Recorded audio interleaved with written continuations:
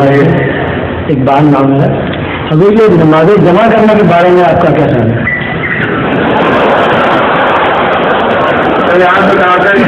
میرے خیال میں جائز نہیں ہے بغیر کسی اشد مجبوری کے.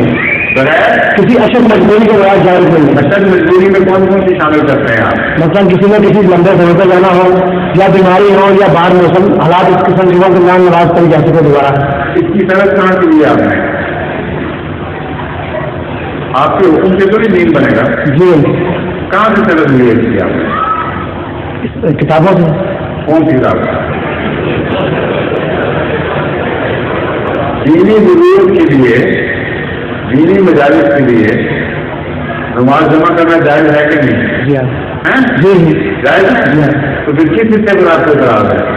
بعض جگہ یہ دیکھا گیا ہے کہ لوگ مغرب کا اگر سینٹر نماز کا بنا ہوا ہے تو وہاں اکثر لوگ جو ہے جمع کرتے ہیں. اگر وہاں جمع کرنے میں لوگ اعتراض کرتے اکثر لوگ کہنا درست نہیں ہے.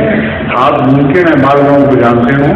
جی اگر کوئی ایسا شخص ہو جو بغیر ان جائز ضروریات کے جن کے متعلق حضرت رسول اللہ صلی اللہ علیہ وسلم نے ہدایت دی ہے نمازیں جمع کرنے کا عادی ہے تو اس کو اس سے پرہیز کرنا چاہیے.